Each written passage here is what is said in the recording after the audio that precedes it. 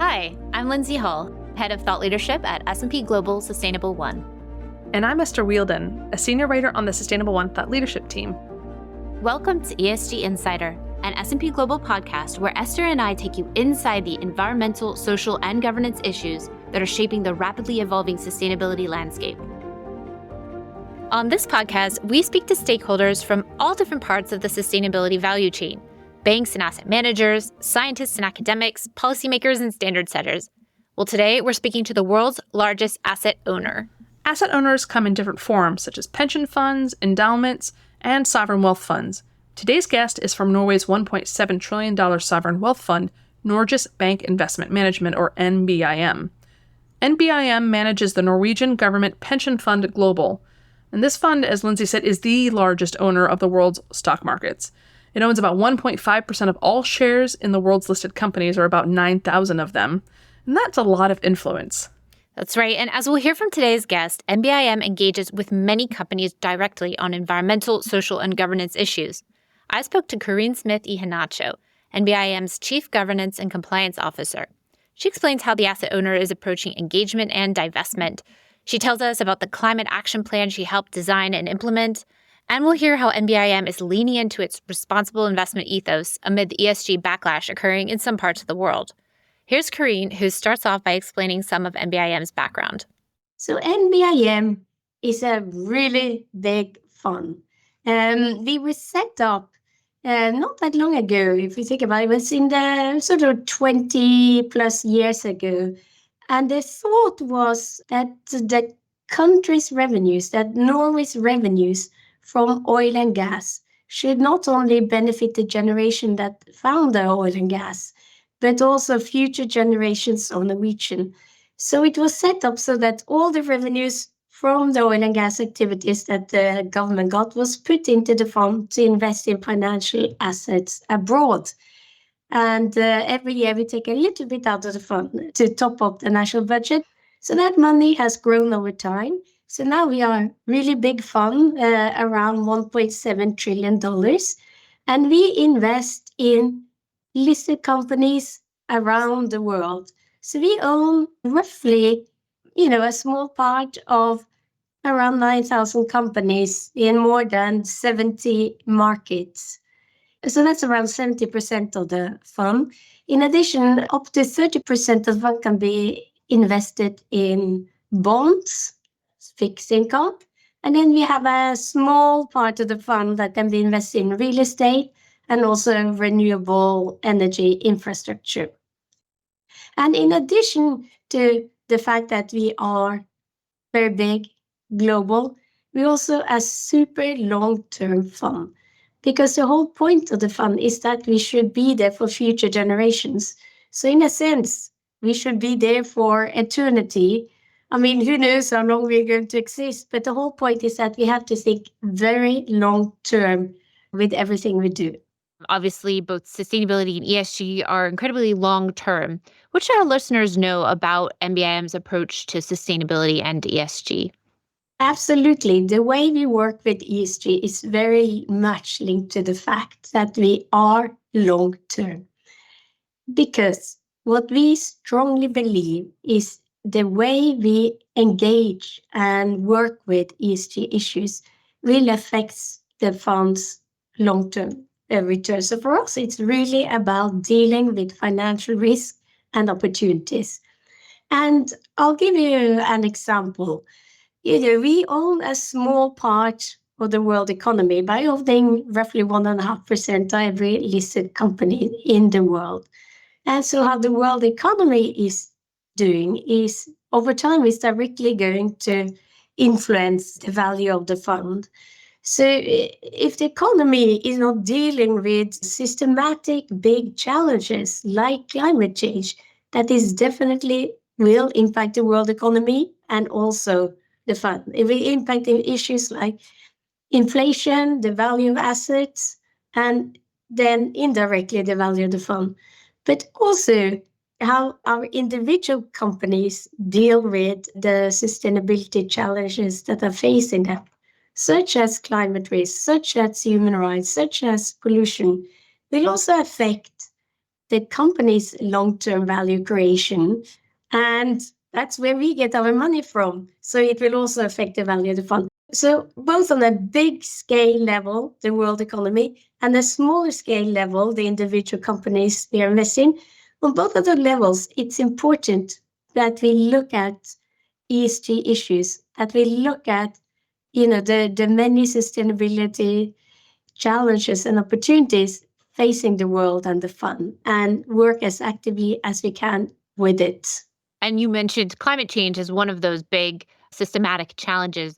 Absolutely. I would say climate is at the heart of our responsible investment work, because that is, as you say, a systematic challenge that's going to affect almost all asset classes, or nearly all asset classes of the fund. And that's why we have been so clear in how we approach climate change as a fund, that we have issued a climate action plan. We issued that in late 2022. It goes until 2025. And that spells out in detail the work we do on climate. And the plan is in 2025, which is just around the corner, that we will do a big stock take, see where we are, see what the results are of the action we've taken and what's happened out there in the world and with the companies we are investing, and then make a new action plan for the next 5 years. At the heart of our climate action plan is really that we will push for the companies we have invested in to reach net zero at the latest by 2050. And then we spelled out in quite some details how we're going to do that. And, it sounds a bit daunting when you invest in 9,000 companies to think, how can you engage with 9,000 companies? Mm-hmm. So what we did was really to start to prioritize. And Lindsay, what's quite interesting, if you look at the emissions in our portfolio, 70% of the emissions are done by only 170 companies. So really, that's where we started with the large emitters. And we started dialogues with these companies with the view to not only have them set clear targets for for emission reductions, but also concrete plans for how to get there. I want to dig in a little more on this topic of engagement versus divestment. I understand that the fund excluded investments in coal, for example, in 2016. What should our listeners know about that approach and how you're thinking about divestment versus engagement? Yeah, a very interesting question, because, for a large responsible investor, one of the first things to be decided is really what type of companies do you want to invest in, and what are the companies you want to exclude because you think you don't want to make money out of that, either for ethical reasons or also for financial risk reasons. And it was quite early decided that there are a few products we should not be investing in, because the thought was that from a sort of ethical point of view, the Norwegian people should just not make money on that. And that's certain products like tobacco, cannabis for recreational purposes, certain weapons, but also coal, because the thinking was that it's just such a dirty producer of energy. Then we sort of excluded oil companies, divested from coal companies. But we still invested in, for instance, other fossil fuel companies like oil and gas companies. And the thinking here is that it's better to be an owner and try to engage with the companies, try to push the companies to change. Because frankly, selling out the companies does not solve the climate crisis. So we've decided, okay, we have sold out of the absolutely worst companies when it comes to emissions, like the coal companies. But for the rest, we have decided, let's try to have an impact as an owner, try to push the companies to change and reduce emissions. We are a very active owner. And just as an example, last year we had around 3,000 company meetings where we really go into depth with the company on their transition plans. So that's the strategy we have chosen. for the large part, being an owner and pushing for change rather than, excluding companies that we think have the potential to move from, let's say, a more browner way of operating to a more greener way. And let's say you can call them sort of being part of a greening journey. So beyond this question of engagement and divestment, what else should our listeners know about how NBIM incorporates climate and sustainability into its investment strategy? So we do that in several ways. First of all, we decided the sort of three big ways we can work with climate. One is what we call standard setting. It's really about trying to make the regulation and standards that can improve our companies, work with climate, to improve those standards and regulations. Let's say an example is, for instance, carbon pricing.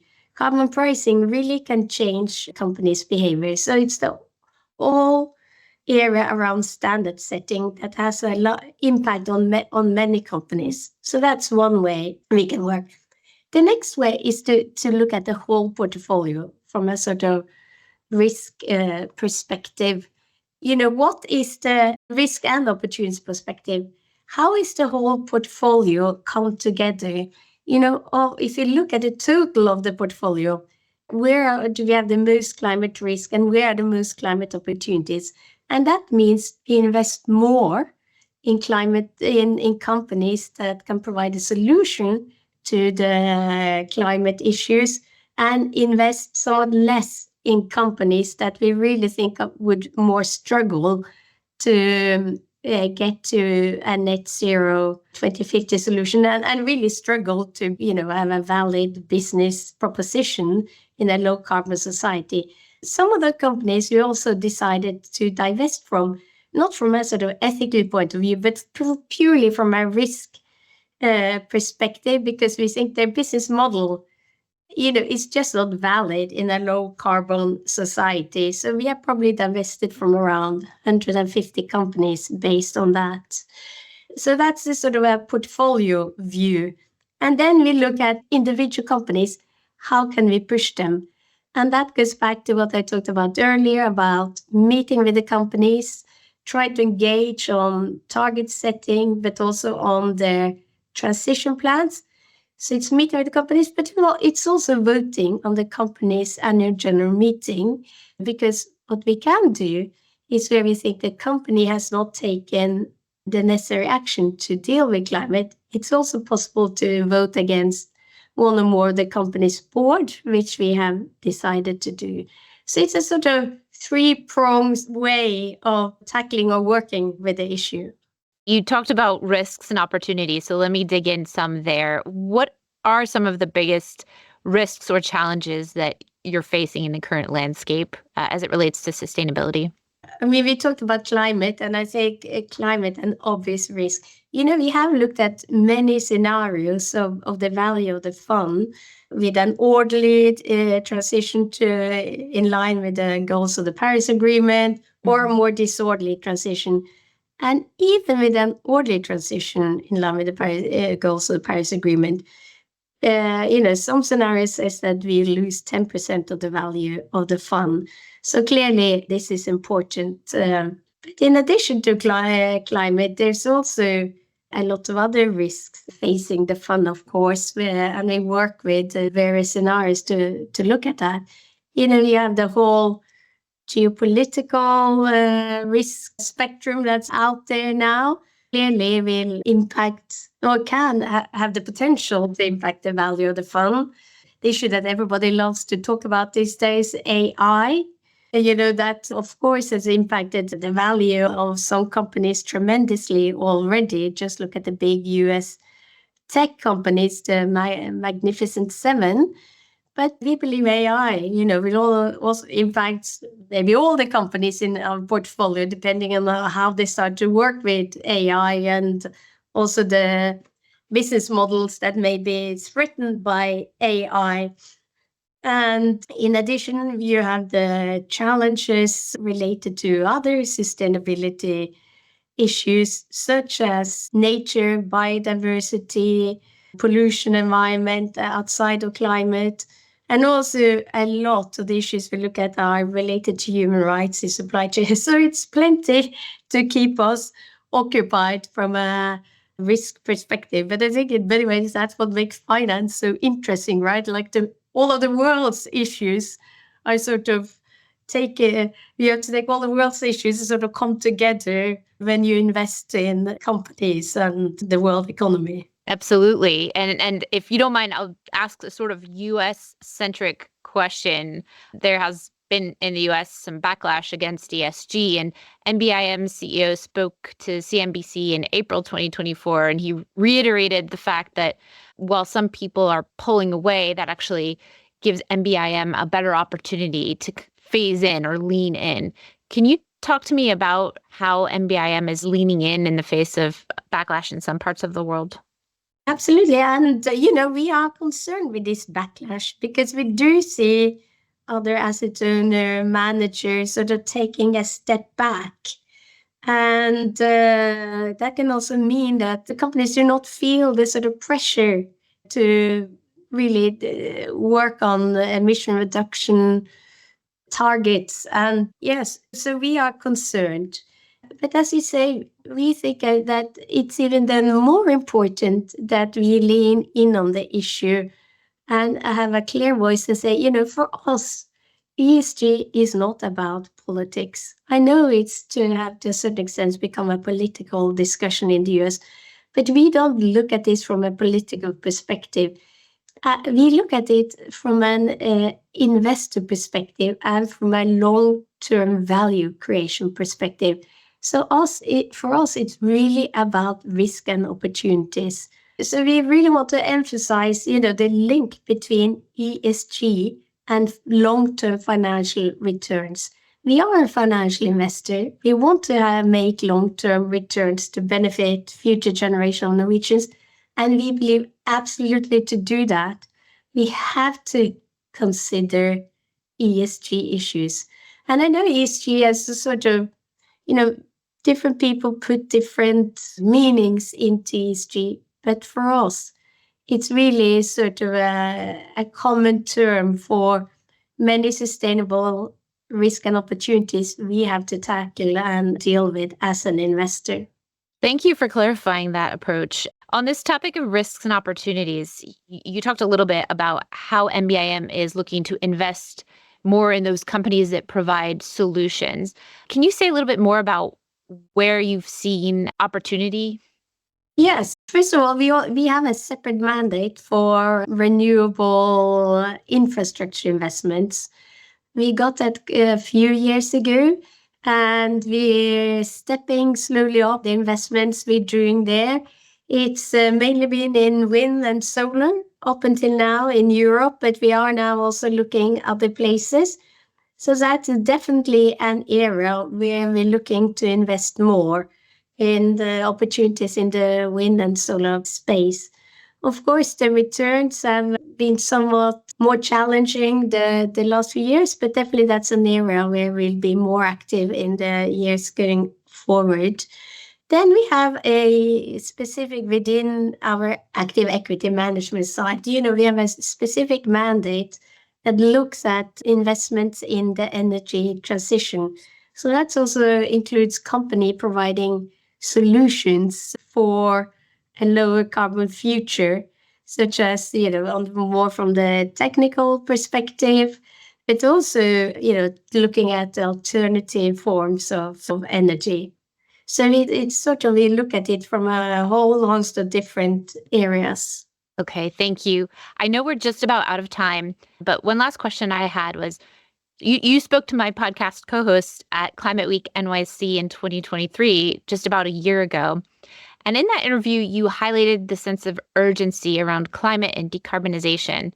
Climate Week 2024 is just about to kick off in New York City. And I wanted to ask you how you're thinking about that sense of urgency. And by the way, I'll mention that the theme of this year's Climate Week is It's Time. So very much focused on that same idea.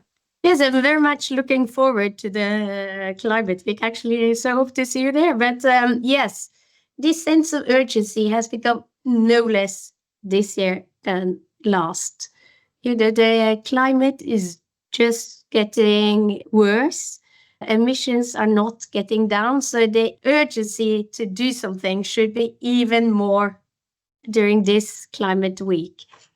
And of course, in the meantime, the world has not gotten any less complicated.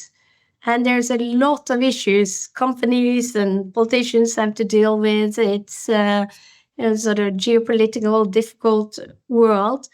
But we have to make sure we don't lose sight of climate issues and the importance to really act, to do something to get emissions down.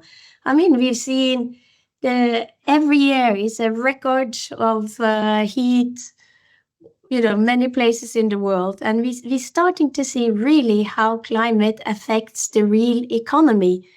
We have inflation caused by climate issues, such as, from price of olive oil going up, it's too hot to go to work, or it's flooding that's preventing people from going to work. So we really see the impact of climate on the economy and the physical impact of climate. So hopefully, this climate week will make climate sort of central. Investors and companies should think about and push everyone to take the actions needed. I think at the same time, it's important to say, single companies, single investors like us cannot solve the climate crisis alone. I think everybody needs to think about what can they do? What are the steps they can take to get emissions down, to do something to help the climate? But in the end, of course, more holistic solutions are required for a systematic challenge like this. Politicians need to step up. But until we've gotten that sorted, I think we all have responsibility to do what we can, even though we alone, investors alone, companies alone, cannot solve the issue.